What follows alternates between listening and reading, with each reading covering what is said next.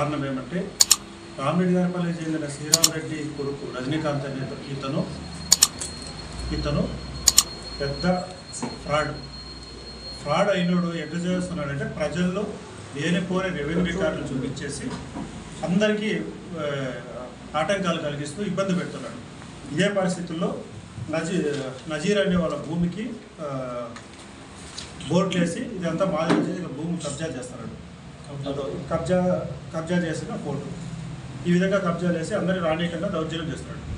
ఇంత చేస్తూ ఉన్నా కూడా ఎవరిన రెవెన్యూ రికార్డులు ఎక్కించుకుంటా అంటే దగ్గరలో నాన్న చనిపోతే ఎక్కించుకుంటా అంటే ఈయన కూడా అడ్డుకుని ఎందుకు అడ్డుకున్నావు అని ఈ ఒరిజినల్ డాక్యుమెంట్ చూపిస్తే ఇది ఫ్రాడ్ అని చెప్పేసి గలాటకు వచ్చి కొట్టబోయి ఇవన్నీ చూపించి తర్వాత మళ్ళీ రిటర్న్లో పేపర్కు ఈ విధమైన స్టేట్మెంట్లు తప్పుడు సమాచారాలు ఇచ్చి క్యారెక్టర్ అసెషన్ చేస్తారు.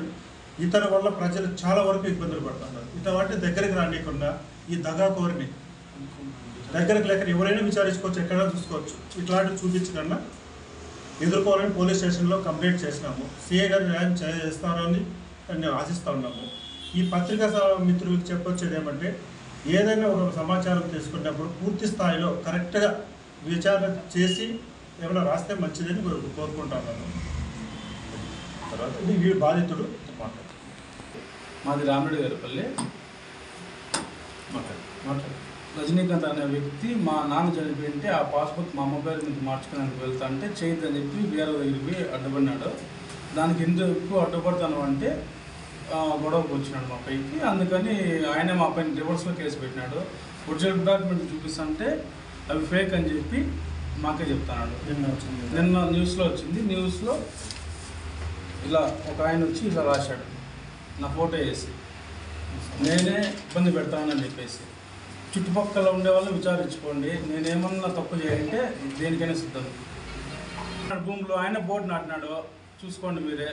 ప్రూఫ్స్ ఇప్పుడు కానీ అక్కడే ఉన్నాయి చూడండి. లీగల్గా యాక్షన్ తీసుకోవాలని పోలీసులు చేసినాడు. ఇప్పుడు కానీ ఆయన ఆక్రమించిండేది బోర్డు అక్కడే ఉంది. ఒరిజినల్ డాక్యుమెంట్లు వేరే వాళ్ళది అంటే ఆయన నాదని చెప్పి ఆక్రమించినాడు. వాళ్ళు చెన్నైలో ఉన్నారు. ఆయన ఆక్రమించిండేది దాని బోర్డు, దాని వివరంలో 336 సర్వే నెంబర్ 14లో. అది కొండేటిపాలెం వాళ్ళది ప్లస్ నవనపల్లి వాళ్ళది. ఇద్దరినే రానియకుండా ఇట్లా బోర్డు నాటి వాళ్ళు రానియకుండా ఆక్రమించినాడు. చాలా మందికి పల్లెలో 363 సర్వే నెంబర్లో 25 గుంటలకి 15 మంది రౌడీల్ని పట్టపగలే పిలుచుకొచ్చి గొడవ చేసి చుట్టుపక్కల అంత కోసాలు నాటి దానిలో ఎవరిని రానియకుండా చేసినాడు. అందరిని ఇబ్బంది పెడతా అంటే మమ్మల్ని ఇబ్బంది పెట్టినాడు. దానివల్ల అర్చుకునే దానివల్ల మా పైన రివర్స్ కేసు పెట్టినాడు. ఇంకో విషయము, దాంట్లో 4.5 గుంట భూమి అమ్మినాడు, కొనుక్కున్నాను, నాకు రాసివ్వలేదంటాడు. వాడు డబ్బులు ఇవ్వకుండా, వాడు తీసుకోకుండా, వాడు రాసుకోకుండా వెనకపోయి అసలు అగ్రిమెంట్ హర్షవర్ధన్ లేదు, అమ్మలేదు. మిగతా వాళ్ళ దగ్గర రాసుకొని దీని మీద లేదు తప్పుడు అంటాడు. వాడు ఇన్నిట ఇప్పుడు కూడా రాసుకోవడం రాజించేదానికి సిద్ధంగా ఉంటారు, కానీ వాడు రాసుకోలేదు. రేపే అమౌంట్ కట్టేసి రిజిస్టర్ చేసుకోమని